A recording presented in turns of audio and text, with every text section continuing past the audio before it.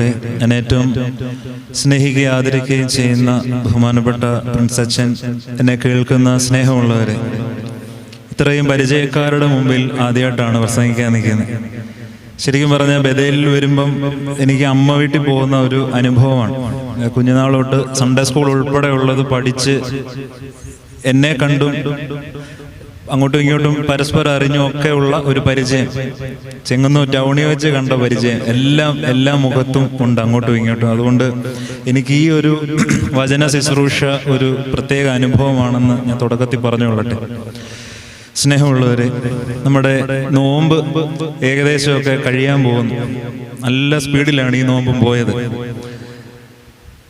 നമ്മൾ കർത്താവിൻ്റെ കുരിശുമരണത്തോടെടുക്കുമ്പം മരണത്തിനൊരു 3 ദിവസം മുമ്പ് നമ്മുടെ കർത്താവ് എവിടെ ആയിരുന്നു? മരണത്തിൻ്റെ തലേ രാത്രി ഗത്സമന